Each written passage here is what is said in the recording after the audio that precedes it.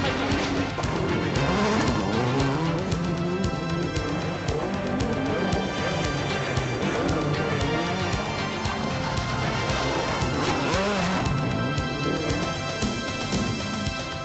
the glory days of the Group B cars, the circuit started right here at Belfast City Hall. Now, thanks to Bobby Willis, the rally manager, the sleeping giant has been awakened. And the Donnelly Group's Circuit of Ireland rally is right back at the top of the heap, with its inclusion in the Intercontinental Rally Challenge and the Irish Tarmac Championship. Welcome to Belfast, Titanic City. The Circuit of Ireland is just one of a host of major attractions that include the staggering Titanic celebrations in this significant year for Irish tourism. Bobby Willis and his hard-working team have attracted the big names back to the Irish roads, as well as the top local drivers for this, the second round of the Irish Tarmac Rally Championship. Not since the Group B cars of 1986 has the event started at the City Hall, and it seems fitting that these noble portals should welcome back the rejuvenated circuit with the aggressive Super 2000 machines leading the IRC pack. The circuit this year is really two rallies in one. First on the road we have the international IRC entries, superstars such as Mikkelsen from Norway, Hannon from Finland and Kopecky from the Czech Republic. So let's join them in their Super 2000 cars as they get to grips with the Irish roads and, more importantly, the Irish opposition. Number 3 on the side, but first off the ramp is Juho Hannanen. Yeah, I heard before I came, I knew it that it's very popular over here, and I have seen it now during this 1 week, so it's nice to see a lot of people also already here even in the start, and I believe it will be same on the stages, so it has been nice to see. Number 1 seed and current IRC champion Andreas Mikkelsen competed here in 2007 with a WRC machine. For sure, I would like to win this rally, and I'm not the only one, so it will be a huge fight this weekend with the local drivers, with Juho, with Jan. So big spectacle this weekend, I think. The third work Skoda is driven by Jan Kopecky from the Czech Republic. Well, I have to say, it's a really famous rally in your country, and I'm really happy that I can be here. But still, I have to say, it will be one of the most difficult rally I will do. The top Irish seed is Waterford's Craig Breen. A big challenge for me, and a new car, a new team. It's going to be a fantastic weekend, I hope, and I think we're in a very good position to throw up a good fight. I think myself and Alistair are going to do our level best to keep into these guys and see what happens. It's credit to Bobby Willis and his team that we've got the opportunity to come home. I was amazed. It was the first time I was travelling to an international rally and not have to go to an airport. It was so nice just to drive up the road, park my own car outside the hotel, and there I was ready to start the Circuit of Ireland rally in the IRC. It's a fantastic opportunity, and I'm relishing every minute of it now, and hopefully this evening will to be the start of something quite big. Alistair Fisher is the top hope from the north in his Ford Super 2000. To be honest, I feel probably out of all the Super 2000 drivers we have the least experience, but if we can knuckle down, and certainly like to be on the podium, but I think that'll be a big challenge. Dubliner Robert Barrable has a Skoda Ireland back Fabia Super 2000. Yeah, it's a very impressive lineup. I think it's going to be very interesting to see what pace the top lads are on and how close the Irish lads can get to it. So we're looking forward. We're going to give it our best shot and see how we get on. Current Irish Tarmac Group N leader Gary Jennings heads the production car entry in this quality field as they make their way through the Good Friday Belfast traffic towards the Titanic Quarter, where the action begins. Day 1 has 5 stages, starting with the Titanic Super Special, before they go out into the country for the 4 long tests in County Tyrone. In the shadow of the dry dock, where the largest ocean liner of its time was launched 100 years ago, there is the first of 15 special stages. As we look down on the staggering new Titanic Centre building, a symbol of the city's great industrial past and its rebirth after difficult times, the Super 2000's engineering wonders of today gather under Goliath, one of the 2 gigantic shipbuilding cranes that dominate the Belfast skyline. A 2-lap Super Special has been created to bring the rally right into the heart of the city. And before the main action, the Group B supercars are amongst a series of sideshows, including a celebrity rally challenge with boxer Martin Rogan in the driving seat. This is going to be a real knockout. Former rugby star Simon Best gets the touchdown, and UTV's sporting Ruth Gorman is enjoying her taste of this adrenaline-pumping challenge. Even Northern Ireland's First Minister, Peter Robinson, gets in on the act as he has taken on a high-speed run in the real thing, a Super 2000 Skoda. Shaken but not stirred, it's thumbs up from the Minister after his very short and very sharp parliamentary sittings. The support acts are over, now for the top of the bill as the IRC stars in their cars, led by the fast Finn and 2010 champion Juho Hänninen, raise the dust in the Titanic Quarter. It's immediately clear that the IRC boys mean business, and they fling their four-wheel drive machines from lock to lock to demonstrate their extraordinary car control. Juho, number 3, isn't the star here, he's only 7th fastest, but when he gets out into the country it'll be a different story. Norwegian Andreas Mikkelsen, number 1, is on his first lap as Juho completes his second, and Andreas is 3rd fastest as he comes round on lap 2 behind fellow Skoda runner Jan Kopecky, number 2, who sets the fastest time on this Titanic stage. It's synchronised rallying and the fans are loving it as top Irish seed Craig Breen sets off on his first drive in a Peugeot and shows us what it's like to blast around the shipyard. And what a blast! Craig is 4th fastest in the 207 Rally 2. Alistair Fisher is back in the S2000 Fiesta he used on last year's Donegal International. He's out to entertain us. Robert Barrable starts off with German Sepp Wiegand behind on his hot lap, and it seems to spur on the German who's 2nd fastest and might have topped the times if Rob hadn't gotten his way in his high-speed Skoda road train.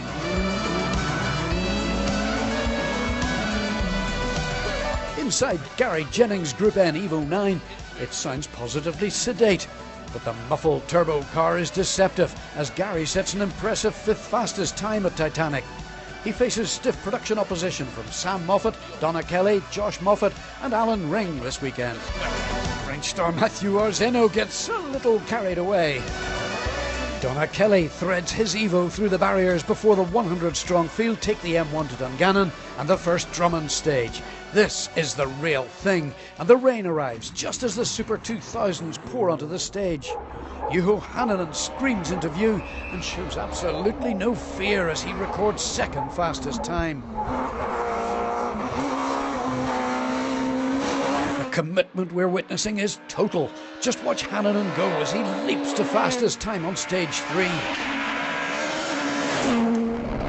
Andreas Mikkelsen starts this event as favourite, having finished 3rd on the 2007 circuit driving a Focus WRC. The Skoda team have spent 3 days testing to hone their car to the driver's requirements on this terrain. Andreas is 5.5 seconds faster than Juho here, but drops 2.7 on stage 3. This is where those seconds were lost.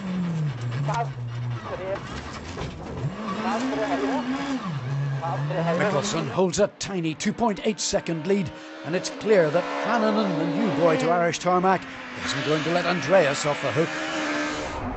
Jan Kopecky skitters across the damp Drummond tarmac and holds 3rd place after stage 3. But 28.2 seconds behind the leaders, such is the tremendous pace. And Jan isn't exactly going slowly here.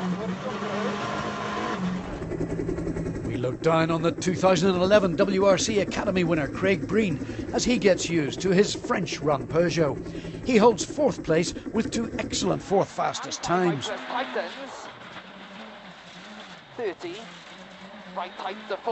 But luck is not on Craig's side as the 207 stops on the road section and he drops 1.5 minutes in road penalties. Now for the fight back.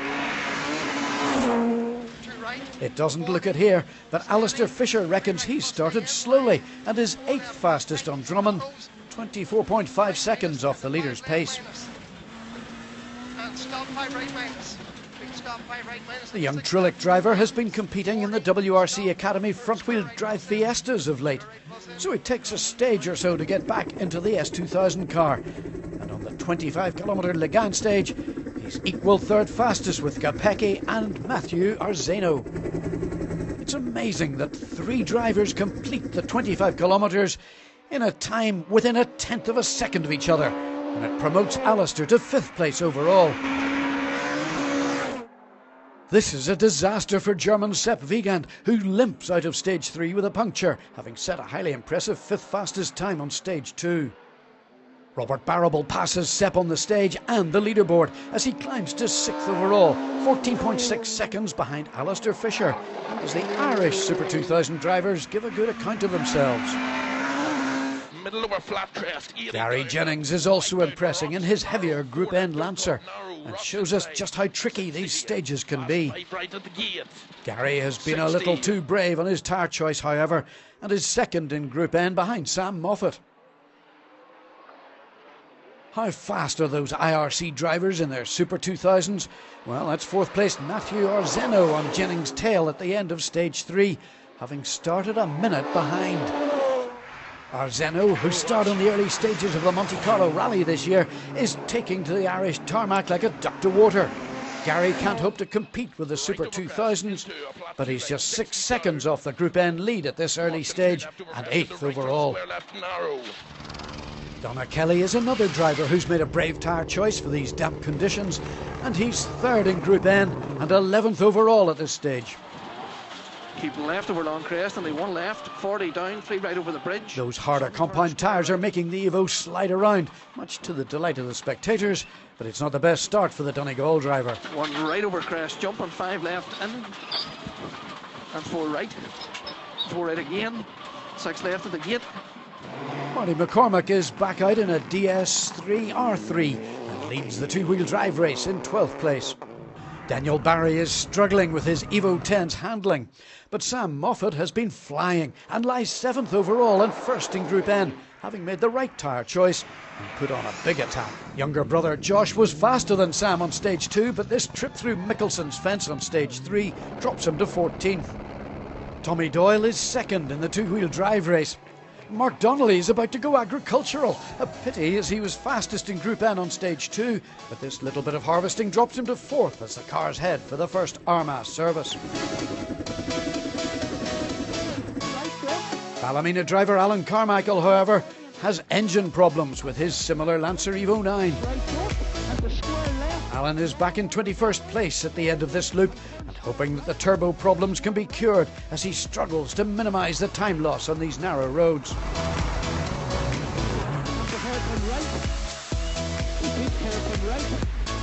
Oh, she's going like a 100. Repeat 100. There's a one-way system now in that Legan field, as Armagh's Sean Agnew discovers. This little car was an amazing 10th fastest on the tight Titanic stage. Not bad for a C2 R2 Max, but he could do with 4-wheel drive here. After the break, it's the Irish Tarmac Championship runners. Stay tuned for the WRC and modified cars.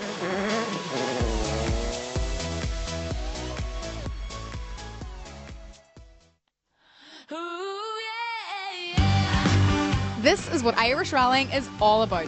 Blasting through crossroads at breakneck speeds and dodging between the hedges. This is where our Irish Tarmac Championship boys and girls excel. 5-time circuit winner Derek McGarity has a new Mini WRC. Yeah, I feel very good. The car feels very nimble, very good braking. It's slightly down on par from the 2-litre world cars, but it's faster in different areas. So, you know, it should be good. Eugene Donnelly is using the WRC Corolla that he won the 2006 circuit in, but that was 6 years ago. I'm just real curious to see how this will do up against the current new cars. As you know, I drove a Mini in Galway and I was really, really impressed by it. The corner speed of it was fantastic, the brakes were brilliant, but it did lack a lot of power. So I'm just curious to see how this will go against the likes of Derek's Mini. And obviously Darren is here and Kenny is here and older cars, which should be all about the same. So I've no real excuse if I do get beat. Galway winner Darren Gass lines up 3rd. Yeah, we're all set, ready to go here at the City Hall, and it's not going to be an overly long event, but there's a lot of tricky stages to be contended with, and we'll have a good go tonight and see where we end up and take it from there. Kenny McKinstry is another legend amongst the national entries, and now it's their turn to turn on the entertainment at the Titanic Super Special. Doors to manual, we're heading for the country, and the Drummond and Legan tests. Derek McGarity gave his new Mini WRC a debut win at Bishopscourt, but these Dungannon lanes are a whole new challenge. and the Belfast driver is 31 seconds off the lead and back in third place after 3 stages. 60, care, flat right over crest. It's good to be back in a Corolla, but how good is this WRC Toyota after all those years? Flat right over crest, care, slight right. Eugene won 3 Irish tarmac titles in one of these cars, and he appears to be getting back into the groove. But a strong finish is needed after his second place in Galway with the Mini WRC, and he starts this event in second place, 9.5 seconds behind the leader after 2 stages. Stage 3, the 25-kilometre Lagan test, and Eugene drops a further 12.6 seconds to head to service 22 seconds behind. They will make changes in Armagh service. This is dashing Darren Gass, who leads, having set fastest times on stages 2 and 3. The young Market Hill driver is showing that his Galway win was no flash in the pan. The Tarmac Championship boys with their WRC cars are having to cope with the mud pulled out by those cut-crazy IRC runners and indeed the fading light. And they are certainly not hanging about. Titan 6, Titan 6, fast descent. Gravel, fast 3 left cut. 60. Kenny McKinstry lies 4th, almost a minute off the lead, not aided by a wrong tyre choice. Steve Perez is just 2.2 seconds behind Kenny, the English visitor using his WRC Focus this year.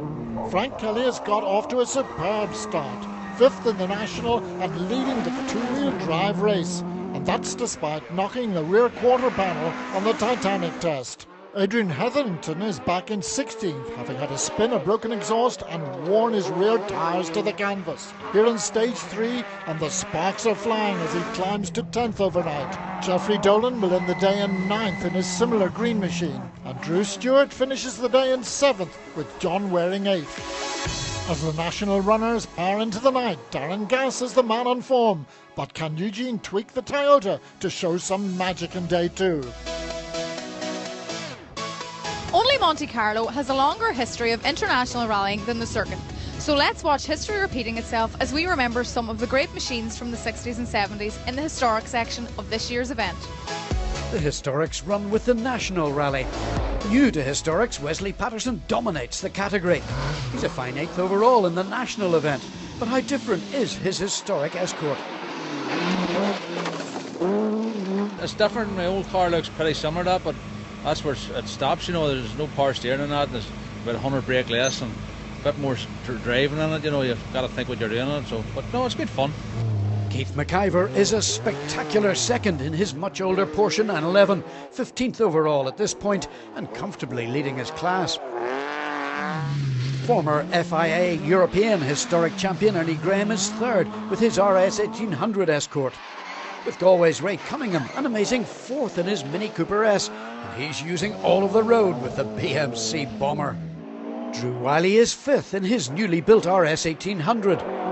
Scottish visitor John Marshall will finish up in 6th place in the Historics, with Andy Johnson in the Chevette 2nd in class, just 13 seconds behind.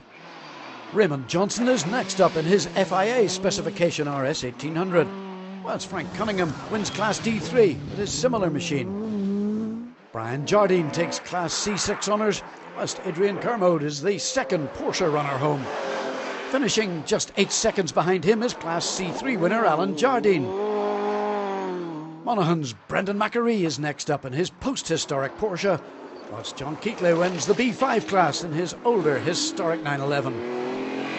Alan Courtney is also a class winner with his unusual Porsche 928. And Desi Nutt is trying out a newer 911 for this event. Some memorable cars as Hillsborough's Harry Brown and Martin McGrath take their class in the Venerable Avenger.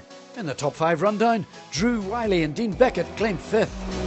Ray Cunningham and Aaron Ford a fantastic 4th. Ernie and Will Graham claim 3rd and show some style in Lisburn. Some very stylish driving all weekend ensures Keith McIver and David Burns their 2nd place and 1st post-historic. But Wesley Patterson and Martin McGarrity win the category overall in their classic RS 1800 Escort, claiming 7th overall in the national event as well. glorious past, but now it's back to the future as the spotlights spear through the Armagh countryside for the final 2 stages of the first day. Firstly, we've got the Irish tarmac contenders. Eugene Donnelly is the master of the dark, and he takes 15 seconds out of Darren Gass in stage 4 in what turns out to be the only night stage. Bit of a slow start, but a shame we lost the last stage. We had a great run there on the first dark stage. Great time, car felt good. Made a few changes on the first service, stiffened the car a little bit. Made some changes to the tyres as well. And it's just going to be a playing about match the whole weekend, just to get the car back to where she was the last time I was in her. But, you know, all in all, I'm fairly happy, yeah. Darren Gass seems to be a little light on candle power, and he's a few moments on the Drummond 2 stage. Now it's all to play for on day 2 with just 7 seconds between them. In the dark it was hard to see the conditions on the road changing, that's what I found. But the last stage was going to be difficult for us, and it's maybe a blessing that it was cancelled. It looks set to be a great race between Gass and Donnelly on day 2, with Derek McGarty and Kenny McKinstry not too far behind. Back to the IRCs, and Donna Kelly finds a slippery patch on Drummond, but rounds out the day 11th and 3rd in Group N. Sam Moffat has been overtaken in Group N by Gary Jennings, who's now a fine 9th overall in the IRC contest. Craig Breen fights back to 7th following his demoralising road penalty. We just need to, you know, push hard in the morning and see how much ground we can make up on the guys ahead, and, you know, go from there. Robert Barrable has had a very solid day in 6th place. Tomorrow's a really long day, and the stages are very technical, so tomorrow we'll have a good go at it. Alistair Fisher ends the day a fabulous 4th. Very pleased with the last stage. We equalled Andreas, so can't really complain about that. I think, to be honest, it took me maybe the first 2 stages to get on to how aggressive you have to drive the car, and if we can get up in the morning and continue where we left off, it should be okay. It's more than okay, as Jan Kopecky in the works Skoda is just 20 seconds ahead. Mickelson now just 0.6 of a second behind the leader. It's a great fight with Juho here, and it's a shame the last stage got cancelled because it was completely dry and we had a hard slick, so we could really push on that one. Juho Hannanen less than a second ahead. What a rally! Nice stage here, and we had a good fight with Andreas, so great day. How do you find? You enjoying the routes? Yeah, the reggae felt a bit more difficult, but the rally car it was actually very nice. I really enjoyed today. The Skoda Musketeers lead with Alistair Fisher well in touch. It's a real titanic tussle. With the rally cars in Park Ferma, it's time for us to park the RPM cameras until next time, when we will be bringing you the second day's action from the Donnelly Group Circuit of Ireland Rally.